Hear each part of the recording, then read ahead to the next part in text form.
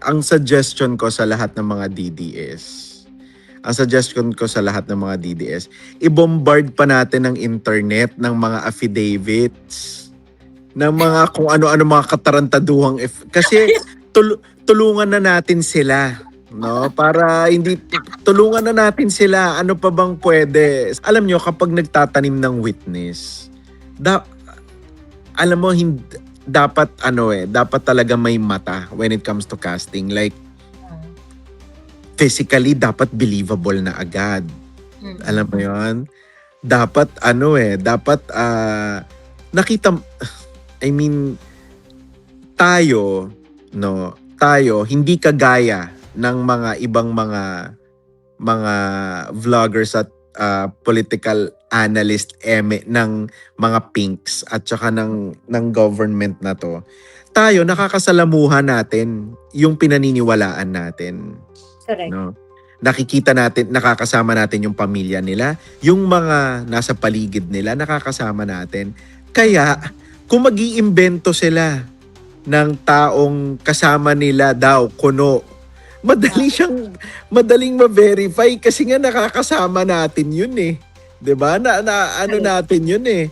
So, ako na lang, eto na lang ang magiging contribution ko sa panibago nilang Bago magpasko,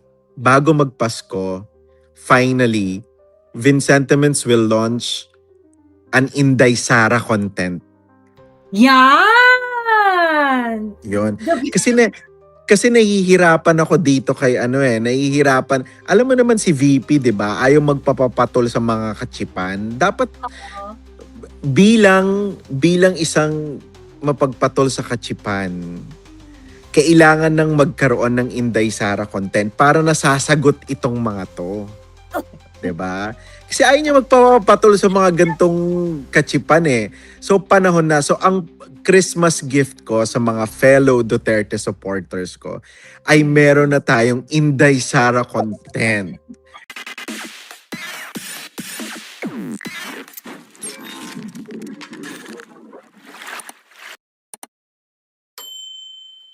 Ganun nga sila kabobo, hindi nila nalaman ay tayo dito, sunog tayo dito.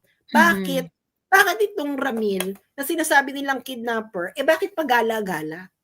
Yeah, correct, correct. Naka-attend pa ng graduation.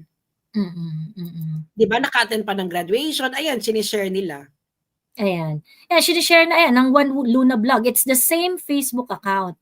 This Ramil's and etong One Luna Vlog, isa to sa mga nagpakalat ng nagpatunog ng affidavit Bicoy. ni Ramil Madriaga. And Bicoy. Ayan. And Bicoy, correct. So, accomplice talaga. You can easily see all the posts he made and his connection with Sara and the Duterte camp. Pero, yun lang yung sinabi niya. Pero hindi niya sinabi na hindi naka-align kung ano yung nasa affidavit at kung ano yung kung ano ang buhay niya. So, correct. Nakikita niyo na yung ginawa nila. Nakikita niyo na kung gaano kayo tinatarantado ng mga to. Pag hindi pa kayo nagising, yung mga kakamping ninyong mga kaibigan, eto yung sasabihin nilang batayan ng katotohanan. Hindi ba sila nagising dun sa bikoy-bikoy ni Trillanes? Trillanes, napalpak. Tapos ito na naman. And you're still paying the guy to do the black propaganda for you. My God, you're wasting a lot of money. Ayun na nga. Kasi kailangan nga ng panakip butas kasi ang laman na lang ng social media ay yung mga magnanakaw. So, kailangan nilang pektusan si Inday. So, gumawa sila ng kwento. Gets niyo? Kaso, akala nila, hindi natin malalaman. So, gagawa na naman, mag-essay writing contest na naman yan, Joey. Babali-baliin na naman nila ang mga panahon, ang temporality. Give it up. Hindi ka mananalo. True. So, mamili ka. Yung kidnapper? Mamili ka ng personality, yung kidnapper na Ramil ba yung ibig mong sabihin o itong Ramil na nagtapos sa Philippine Christian University ng August 2022. Mamili ka dun sa dalawa. Mm. Kaso wala na nga, hindi ka na nga pwede makakapamili. Kasi inano nyo na eh, pinag-isa nyo na yung identity eh. Oo, pinag-isa nyo na yung identity. So, wala na. Give it up. You are not that smart.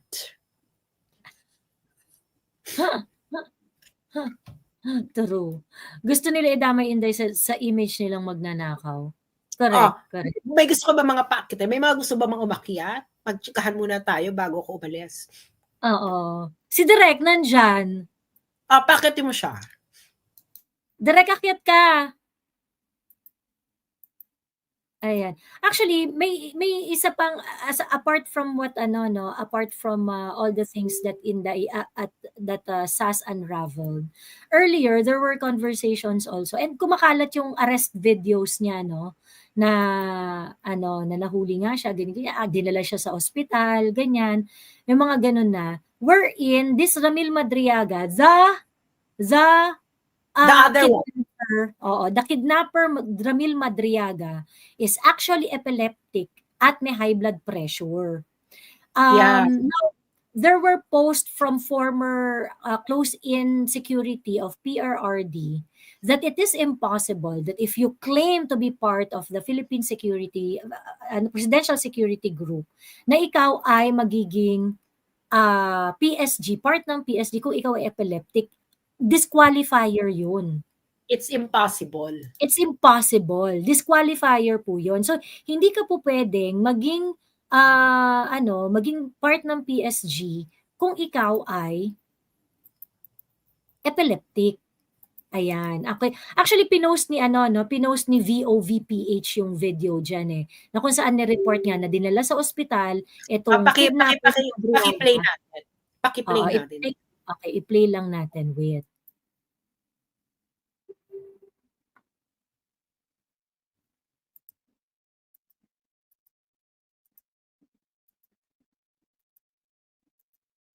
Ayan. Habang nasa headquarters ng AKG, nag-collapse ang leader ng grupo na si Ramil Madriaga bago isalang sa tactical interrogation. May sakit daw siyang epilepsy at hypertension. Habang nasa headquarters ng AKG, nag-collapse ang leader ng grupo na si Ramil. Paano magiging PSG yan? Tanungan pa lang, magko-collapse ka na. Tatanungin ka pa lang, iimbestigahan ka pa lang, i-interrogate ka pa lang, magko-collapse ka na. 'Di ba? So it is impossible. So apart from the fact that there seem to be two individuals involved in this narrative, okay? The one who they claim to be a former PSG is someone who can never qualify as part of the presidential security group. So fix your story. Ano ba? Kung kidnapper to. Kung part to ng PSG, he has to show himself to be fit maging part ng presidential security group. Yeah, exactly. Kaya nga hindi ito kasi propaganda nga lang. Kasi syempre, alam mo yung pinagtagpi-tagpi na lang yung mga issue laban sa mga Duterte dun sa affidavit niya. Oo. Inulit-ulit lang yung issue. Ano bang bago? Correct. And apart from this one, kasi sinasabi na sinasound off na ng mga yellows nila Ronald Riamas, nung mga part ng mga makabayad block. Ayan. Sinasound off na nila na meron daw lalabas na witness, meron daw maglalabas ng mga bank accounts ni Inday Sara. So they are already trying to make it appear na magsunod na kontrobersya na yung lalabas dito. Hindi, paano na naman yung mga bank account, Ronald Llamas? Saan mo kukunin yung bank account? Sa bangko? It can't be released without violating the law. Bakla ka, you will only humiliate yourself. Hindi ka pa pwede makakuha ng record. Bakla, alam mo kung gaano ka strict ang bangko sa Pilipinas, mas strict pa ito sa bangko ng ibang bansa tungkol sa bakla alam ko na hindi mo makikita yung nag-deposit sa iyo, hindi mo makikita yung pangalan na nag-deposit sa iyo because of bank secrecy law, yung magde-deposit ka ng sabi ko bakit hindi ko nakikita kung sino yung nagde-deposit. Nagbigay, oo. Oo. Kasi for bank secrecy law, pag bank to bank, ganyan. Sabi ko, ha? Ano ba yun? Ngayon, the desperation is so satire material by Vince Sentiments. Hello, Direk. Ayan, maganda. Hi, you both. Nahihiya ako kasi ang kinis niyong dalawa, kakapa-prick ko lang ng pimples ko. Nahihiya ako sa inyo, mga ka-moisture. Carry lang, ano kami, tolerant kami. Kasi i-re-upload na naman to sa TikTok. I-blur mo na lang yung camera mo. Ayoko pa naman sa lahat yung may video ako na hindi ako ang nakikinabang sa monetization. Anyways, ano input mo dito? Diyos ko, alam nyo, ano nga ang suggestion ko sa lahat ng mga DDS, i-bombard pa natin ng internet ng mga affidavits, ng mga kung ano-ano mga katarantaduhang kasi tulungan na natin sila, no? Para hindi tulungan na natin sila, ano pa bang pwede? Yung maganda-ganda kasi ako as a director, before ako actually just recently I had a Zoom thesis ng mga estudyante sa Laguna. I just forgot the school, I'm sorry. Ang kanilang thesis is the importance of talent casting in Philippine entertainment industry. Pati sa politics, importante ang talent casting. Dapat yung casting ninyo, ginagandahan nyo para maganda ang kwentuhan. Diba? Ito kasi itong mga, alam nyo, kapag nagtatanim ng witness, alam mo, dapat dapat talaga may mata when it comes to casting. Like, physically, dapat believable na agad. Alam mo yon? Dapat dapat nakita, tayo hindi kagaya ng mga ibang mga vloggers at political analyst ng mga pinks at saka ng government na to. Tayo nakakasalamuhan natin yung pinaniniwalaan natin. Correct. No? Nakikita natin, nakakasama natin yung pamilya nila, yung mga nasa paligid nila, nakakasama natin. Kaya, kung mag-iimbento sila ng taong kasama nila daw, kuno, madaling ma-verify kasi nga nakakasama natin yun eh. 'Di ba? Natin yun eh. So, ako na lang, eto na lang ang magiging contribution ko sa panibago nilang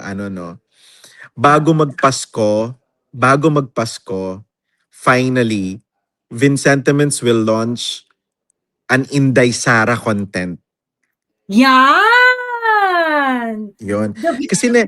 Kasi nahihirapan ako dito kay nahihirapan. Alam mo naman si VP, 'di ba? Ayaw magpapapatol sa mga kachipan. Dapat bilang isang mapagpatol sa kachipan, kailangan nang magkaroon ng Inday Sara content para nasasagot itong mga to. 'Di ba? Kasi ayaw niya magpapatol sa mga gantong kachipan eh. So panahon na. So ang Christmas gift ko sa mga fellow Duterte supporters ko ay meron na tayong Inday Sara content. Before Christmas, humanda silang nakakatawa to. Promise. Anong title? Pinag-iisipan ko pa kasi sinisend ko kay Inday yung mga title. Ang reply sa akin, emoji na naka-roll eyes na gano'n. Hindi ako sineseryoso. So ako, sa ayaw at sa gusto niya, maglalabas na ako ng Inday. Di ba nung naglabas ako ng Lenlen series, ang pangalan ni Inday doon is Daughter Te. Oo. 'Di ba? Ang Duterte. naglabas ako is Duterte. Ngayon pinag-iisipan kong mabuti kasi dapat sa lahat ng mga issue, sa lahat ng mga national at magahalagang issue, si Inday Sara Duterte ang haharap. Pero sa mga ganitong kachipan, meron ng haharap.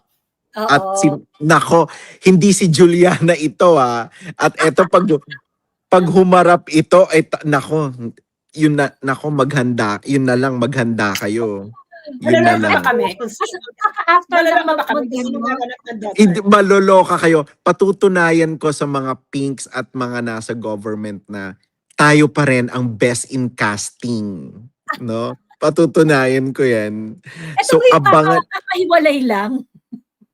Nako, hindi. Basta eto, pag nakita ninyo, papalakpak talaga kayo at tatayo kayo sa kinauupuan ninyo at mapapapalakpak kayo dahil pag nakita nyo ang casting ng aking Inday Sara content, sasabihin nyo, saan mo nakita yan? Yun ang una-una yung reaksyon dahil talagang finally, we will be addressing issues na mga kachipan na bumabalot na gusto nilang ibalot kay Inday. We will be addressing it in a satire way, and finally meron na naman tayong bagong susubaybayan. So sa inyo may bago na naman kayong subaybayan at ang inyong lingkod ay may bago na namang pagkakakitaan. Wow. Ayan. Correct. Congratulations. Ay, Congratulations sa'yo, Daryl. Pero, So ganito yan. So kayo may magiging participation din kayo kasi at the end of the month, every Wednesday kasi yon. Sa last Wednesday, may press con.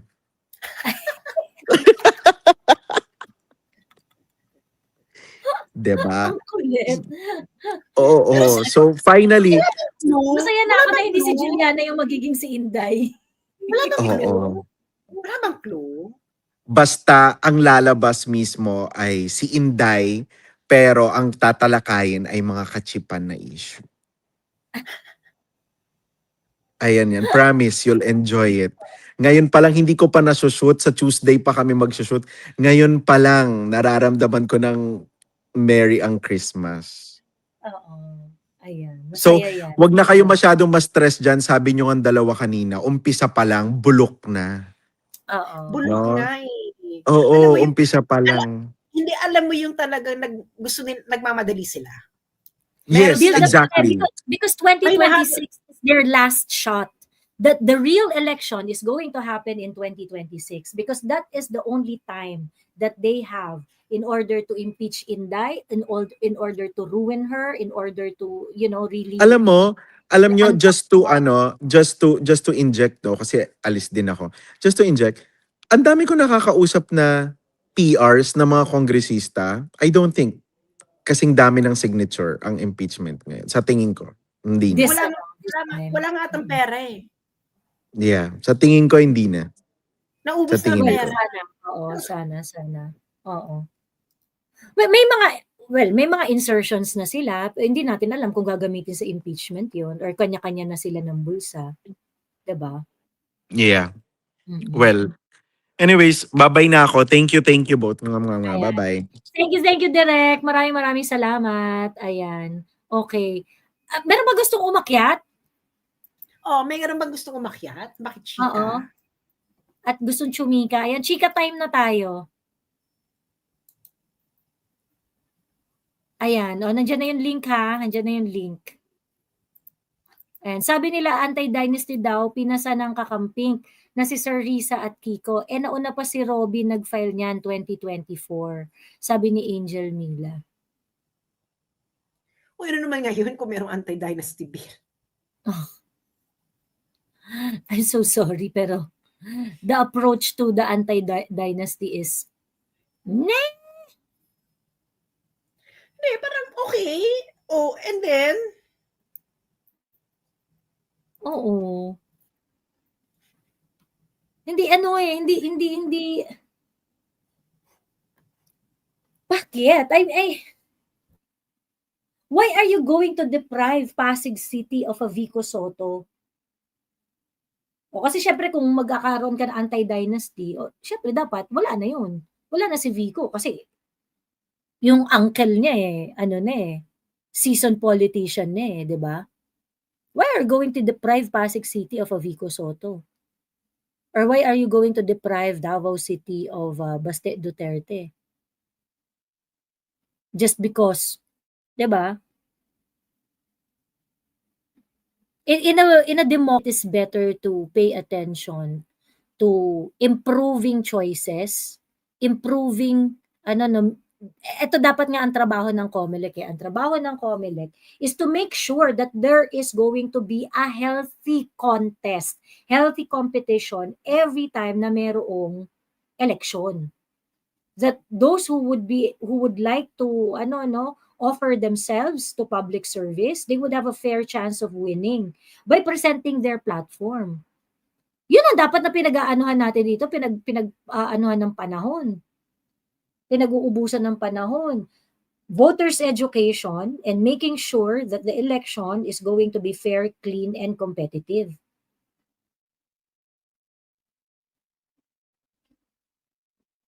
Look at COMELEC, di ba? Tagtarin niyo yung COMELEC, pukpukin niyo yung COMELEC. They have to make sure that the election is fair. Ngayon, yung ginawa ng COMELEC nitong 2025 election, when they allowed ayuda to be distributed few months before election, is that setting up the 2025 election to be fair and competitive? Of course not.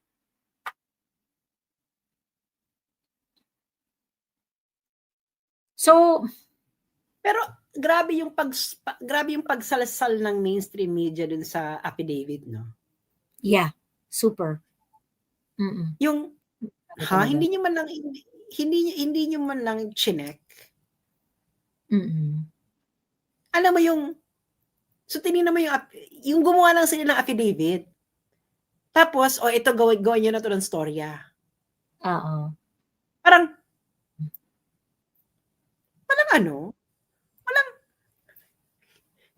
kailangan talaga makabit kay Inday. Ganyan lang kailangan nilang gustong gawin. Katulad ng ginawa nila kay Binay noon . This is exactly the same thing that they were doing to Binay.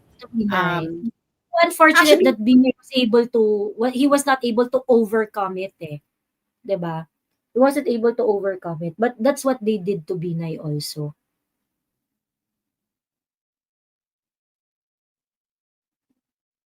Ayun. Anyway, hello Cass. Hi, good evening, Miss Joey and Sass. Long time. Ayan, hello. Just very quick. So while nagla-live kayo, I saw a picture posted nung certain anong pangalan? Madriaga, June? Ramil Madriaga. Ramil Madriaga. Merong isang post doon na nakapost yung picture niya na parang nakakulong din siya or parang mugshot. So I wonder, yung guy na nire-refer ni Sass kanina who was living freely. Saan mo naman nakita yung mugshot? Ito sa Facebook. Umiikat na yan I wonder if it's... Yung link sa akin yung mugshot nga na yan nga yung kidnapper na nahuli. Hindi. It's may nakakulong din siya. So I wonder kung nakakulong din ba tong PSG, yung itong graduate sa PCU. Kung nakakulong. I think no. Pero yung nasa Facebook na Ramil Madriaga. Yeah. Ito yung tinutukoy kasi ito yung sinasabi nila na kidnapper di ba? Yan. Ay, yan ba yung kidnapper? Ito yung so kidnapper. Magkamukha din sila. May similarity din. May similarity. So yun, got it. Kaya kasi medyo ang galing Kidnapper nga yun. Yun nga yung may epilepsy. Yun nga yung nagtatago from June 14 to hanggang mahuli siya ng July 2023. Itong lalaki ito, he was so active. At yung affidavit, mali-mali nga. Kasi nagkakagraduate lang nito nag-graduate ng masters. I think kaya malakas makabudol kasi may similarities din yung hugis ng PES. Pero Yes. Oh. ang galing. Well, kasi nga off age kasi sila eh. Off age kasi Oo. sila eh. So, alam mo ang mga tao pag tumatanda nagiging magkakamukha because of due to aging. Yeah. Lalo na mga lalaki lalo na mga lalaki. Kasi nga tumataba, nag-ano. Pero yun na nga, the thing is this guy is just Totally different guy. Yeah. Well, it's very difficult to reconcile kasi nga yung activities nung Ramil Madriaga doon sa Facebook does not match the activity of someone they claim to be the bagman na kidnapper. Na parang, there are two people here, no? You have this Ramil Madriaga Facebook personality na sinasabi niyo kung saan kinuha niyo tong picture na ito doon sa Facebook page na yon, in which that person graduated from that person graduated from Philippine Christian University noong 2022, August 2022. Kompleto yung update sa buhay niya dun sa kanyang Facebook. It's a totally different life. Compare dito sa life nito sinasabi ninyo na tinutugis ng mga ng batas na nangidnap. So it must be a total a very very lucky coincidence for your story, but the substance of it is not matching. Hindi siya nagma-match. So I do not know, baka naman pala to, no? Baka naman itong dalawang to kambal sa uma.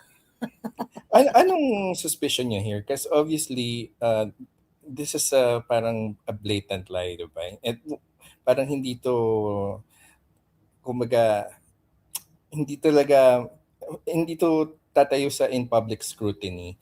Itong guy na to, na this guy yung nandyan sa katabi ni Inday Sara, is obviously the not criminal person, right? We do not know na not criminal siya. Hindi rin natin alam kasi ganito yan and I wanted to point it out earlier nga pero sinabi rin ni Sase na yung kung kunwari ako yung PSG talaga, no, if it's real na nag-PSG talaga siya, yung nag-law, yung gumawa nung isip nung Inday Sara is my president, ganyan. Let us say na ako yun. And I agreed na gamitin itong picture ko kasi itong picture na to nakasama si Inday, this is the guy who founded isip per claim, no, per the Facebook account and per the affidavit. If I am really the one who set up ISIP para sa campaign ni Inday, okay? But I am not the one na kidnapper. Okay? At lalapitan ako. Ano ang selling point sa akin dito ng mga may tililing? Ang selling point ng mga may tililing dito, Bax, wala kang sabit dito. Kasi ang identity mo, ang palalabasin natin dito, lahat ng isusulat mo dyan sa affidavit ng kidnapper, hindi mo. So ngayon, pwede mong sabihin lahat ng gusto mong sabihin, wala kang responsibilidad dito, wala kang dito, wala kang kineme dito. And then they're going to pay them X sum of money. So basically, pwede siyang possibility na ganon, no? Pwedeng possibility na ganon. Compromise din ito. Maraming possibility, pero they are two totally different persons. Yun ang una-una. The fact is, they are different people. Ang ginawa nila, in-stitch nila yung dalawa. Ginawa nila, gumawa sila ng mga bits and pieces dito, tapos naglagay-lagay ng kung anik-anik na mga eksena dun sa Tapos, tinagpi-tagpian din nila yung mga past issues na pati yung magnetic eme nung shabu or whatever. Alam mo yun, lahat ng binato nila before. Na-issue rin naman itong mga parating talunan. Hindi ba? So, the thing is, na kung ito yung kidnapper, bakit nung nahuli siya, nung July 2023, ay hindi nyo pinasabog na, ay itong nahuli natin, aid to ni Inday Sara, bakla July 2023? Kasagsagan pa to ng confidential fund. So for the listeners and viewers, there's a high possibility na compromise din tong person na to that we're actually looking at dito sa center That's the center. least. That's the least na compromise din yan. Kasi, di ba, why would you allow yourself to be used in this kind of story? Why would you allow yourself, di ba? Because there are two different let's- personalities here eh. Hindi natin alam. Let's not Hmm. say na allowed because we don't know kung nasan yung tao. Wait, paano kung may sakit pala, bedridden? Oh, Mhm. yun nga eh. So, hindi alam Hindi mo kung alam, ano. hindi natin alam kasi nga yung mga nakikita nating naka-public ngayon, those are yung mga hindi niya na private kasi baka from at some point in the pinrivate niya na yung mga post niya pero yung past post niya hindi niya Hindi pinrivate. nila Hindi niya na private kasi baka hindi din siya marunong, hindi din siya Facebook savvy na hindi niya alam na pwede mong limit past posts, no? So automatically lahat ng past magiging private. So it's likely that way. Pero yung sinasabi nga nila na nagtrabaho ng intelligence officer etc. Bakla kung intel officer ka, hindi ka magkakaroon ng ganitong ka-public na Facebook. Exactly. And the first to Baka walang nagtatrabaho sa Intel na public ang Facebook nila, public ang affairs, public lahat. Kaya ka nga nag-Intel because the number one rule to be an Intel is to actually be anonymous. Correct. Joey, if you Correct. recall, nag-message ako sa Facebook. Ito yung kasagsagan ng Anyway, basta about yung mga dance troupe na yung nila, yung mga profiles nila, pati ng families nila are actually bantay sarado ng superiors nila. Yes. So I don't think, anyway. Someone like him would Anyway, much and great evening to you guys. Bye. Thank you, Cas. Maraming salamat. Ayan. Hello, Don by dear. Nagkita ulit tayo sa Duterte ba? Ay, talaga ba? Hello. Anyway, medyo na-busy lang kasi ako sa school kasi finals namin sa UM. Pero nung nakita ko tong issue na to, I was just thinking, let's wait for a day or two. Sigurado ako may lalabas na naman dyan na kabangagan. And as usual, it's always SAS. Naalala ko ang totoong narcolis nung una, people were thinking, totoo ba to? Tapos sinabi ni SAS, anong klaseng bank account number yan? Di naman tunay yan, mga ganyan-ganyan ba? So, tayong mga supporters ba, if there is an issue, you wait it out. Kalma lang, wag papatol, ganyan. Pero natawa lang ako kasi, actually, Joe, yung newsfeed ko, ayos talaga in my newsfeed to know their pulse. What they're thinking. Grabe yung mga essay writing contest. Nila. Ano yung mga next na gimmick nila? Grabe yung essay writing contest ng mga bangag supporter ngayon. Sabi ko, isang picture lang to, ang haba na sinulat nyo, tapos yung pala, nung pag-expose sa kayo na, putang. Nagsahin lang kayo ng laway. They were banking on yung experience kasi ni Madriaga. Talagang they try to focus on the money delivery. But they're not really, alam mo talaga to, this is a concerted effort to bombard the public kung yung mainit na issue ngayon. Ang mainit na issue ngayon yung pasabog ni Saldico, because the kwento of Saldico is very, very compelling. Okay? And then they want to milk the virality of Saldico's kwento with Inday Sara. So, if you're going to look at the affidavit of Ramil, it really talks about the delivery of cash to Inday. It's really all about that. Yun talaga yung gusto nilang palabasin. So, but of course, syempre, kaya nga 'di ba ang mga nasa video ay mga ng mainstream media, duffel bags of cash. 'Di ba? duffel bags of cash, ganyan. Ganyan ang mga eksena niya sa buhay. So, yun ang gustong palabasin kaya gusto nila matuloy impeachment. I'm pretty sure, siguro kukuha sila ng cross-examination. Papalpak siya, be. It just looks, the script kasi masyadong sinasalamin yung maleta. So parang rehashed, boring. Yun lang, yun masabi. Diversionary tactic, masyadong obvious na diversionary tactic siya. Tapos yun nga, tama ka, talaga yung yung hindi ito kasi may mga kwento kasing mararamdaman mo kung authentic eh. Hindi siya forced, hindi forced yung kwento. Is the person telling the story, is it within the competence of the person telling the story, yung mga sinasabi niya? That's the first question eh. Yung kay Zaldico kasi, of course he is. Halos buong 19th Congress, siya ang chairman ng Committee on Appropriations. So he knows everything. Lahat ng ambagan ng pera, lahat ng insertion, alam niya. 'Di ba? Meron siyang moral authority. It is within his competence pag nagsalita siya sa mga ganung bagay. Ngayon, if this person na sinasabi nila na bagman ni Inday, ganyan, ganito, dating kidnapper and things like that, the more they try to insert buzzwords, buzz narrative doon sa kwento na yun, unbelievable.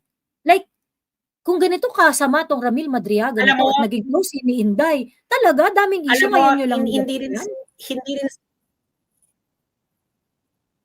mali nga yung nila. Una-una, hindi tumatawag si PRD sa mga tao. Si Bongo parati ang correct. Ang break. Kahit nga mga anak ni PRD, hindi nakakadiretso sa kanya. Paano ka makakadiretso sa kanya? Correct, so, correct. Yun pa lang, number one. Pero kailangan lang talaga nila ng madrama. Tinawagan ako ni PRD para tanungin kung na-deliver ng pera. This is unbelievable in its face. Correct. Kailangan, kasi nga, gusto nilang gumawa ng pangsalag kasi nga nasa kanila yung focus. So kailangan nila idamay si Sara kasi ang beneficiary. Correct. Yan yung number 9. This is crazy. It was also in 2018 that I was formally introduced by President Duterte to his daughter. PRRD doesn't do that. Actually, ayaw ni Sara Duterte ang mga tao ni PRRD. Correct. PRRD. Alam yan sa Davao. Alam yan sa DDS community. Alam yan. Kaya nung umupo yan si Sara ng mayor, pinagtatanggal niya lahat ng tao sa munisipyo na kasama sa old. Alam ko yan kasi merong isa sa mga na-layoff. Sabi niya, ay naku, napaka-strict niya ni Inday. Ganyan, mas strict pa sa tatay niya. Ganyan. Nagkatrabaho sa munisipyo noon. So, ito pa lang, maling-mali na. Diba?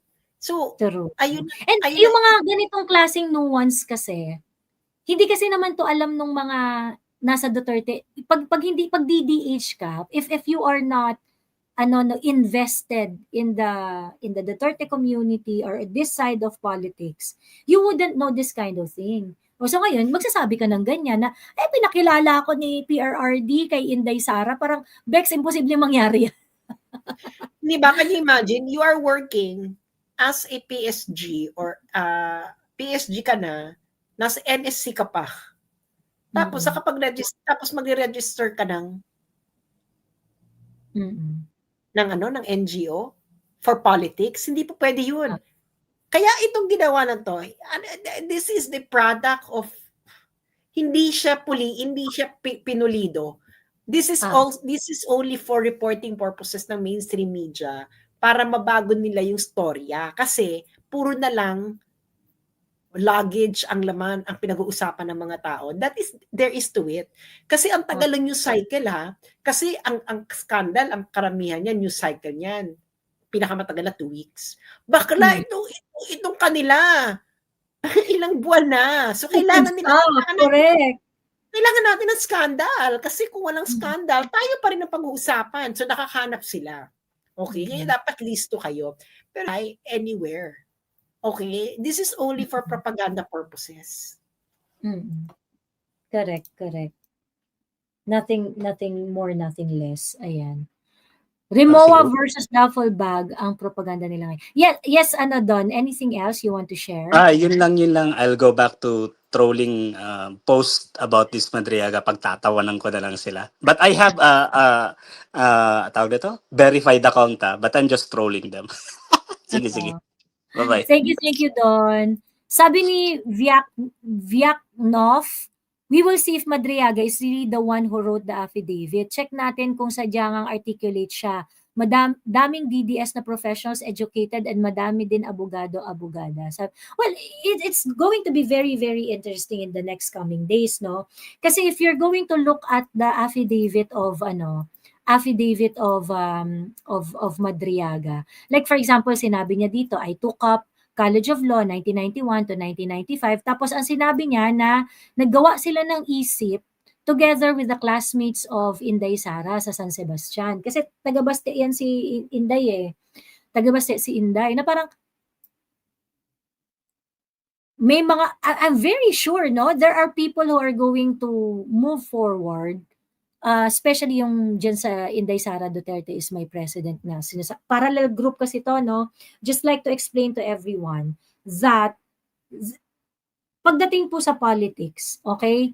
Lahat ng politician, if there are certain groups who would express their support, okay? Hindi, tutulong po kami sa kampanya, ganyan-ganyan, emerald, ganyan-ganyan. Kapag ikaw po ay katulad ng Inday Sara Duterte is my president, ibig sabihin, parallel group ka. Okay? Bakit parallel? You're not part of Inday Sara group, but you are supporting Inday Sara. So it doesn't mean closeness. It doesn't mean na na rubbing elbows kayo or things like that. It is just that you are supporting, let's say, in this case, yung kampanya, nung kung sino man yung sinusuportahan mo. And a parallel group doesn't mean hindi sa kayong inaano nila yung video call, yung kampanya. Bakla, nung kumpanya, si Sara, mahilig siyang mag-video call sa video mga call. organizers. Yes. Sa mga organizers. So, Kaya tama si Direk Daryl Those who were, yung lahat ng video call ni Inday, ilabas niyo rin lahat. Lahat ng video call ni Inday nung eleksyon, yung nagpapasalamat si Inday sa mga parallel groups, ilabas ninyo. 'Di ba? Kasi yun yung mga proof na binibigay 'Di ba? And also, if you remember it, nung inauguration ni Inday, okay, nagpa-photo op si Inday after nung kanyang inauguration. The inauguration itself, I think, lasted about a little over 1 hour. And then after that, si Inday tumambay sa harap ng City Hall ng Davao City at nag-photo op siya sa napakahabang pila ng mga tao na gustong magpa-picture kay Inday. Inabot siya ng madaling araw dun. And Ramil Madriaga is just one of those na nakapagpa-picture kay Inday na pumila ng bonggang-bongga. So, lahat to, yung lahat na nagpa-picture kay Inday nung inauguration, i-post nyo na rin yan. I-post nyo. Let us flood the internet with the video calls with Inday Sara. Let's flood the internet with the video call, with your selfie with Inday Sara during the inauguration. It's time. Ilabas nyo na yan. There's nothing special with the photos that you are showing to the Filipino people. Ganon. Kasi kung totoo na, dahil sa picture ninyo, dahil sa guilt by association ninyo, sinasabi nyo ganyan, na close sila ni Inday, may pinagsamahan or whatsoever, then, can all this group say the same thing? Ang dami niyan. I swear, ang dami niyan. Ayun. Miss Joey, Miss Sasa, totoo po ba na nagpunta si VP sa BJMP? Yung pong nagsasabi na nagpunta si Inday Sara sa BJMP, siya po yung hingan nyo ng proof. Bakit kayo naghihingi sa amin? Hingan mo ng proof. Ayun.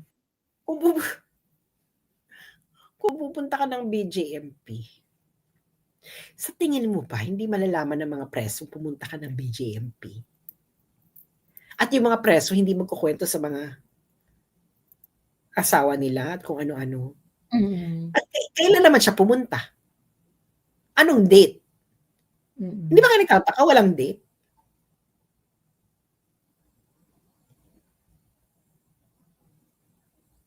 True. Kasi, kung magbigay silang ng date, mabilis ma-verify. Nasaan si Inday nung panahon na yan?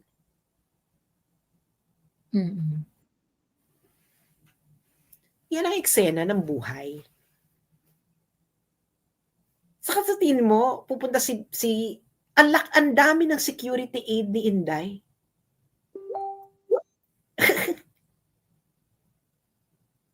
Ayan. Sino yan? And then, bakit nagpa-pop up yung message na ano? Ayan. Oh, anything else? Ayan. Magsara na tayo ng shop. So, ayan po mga kababayan. Abangan nyo ang mga susunod na kabanata. Pero, ayun nga, hindi nila naayos yung storya. Pinag-isa nila yung tao. So, ngayon, pagbibiyakin nyo na naman.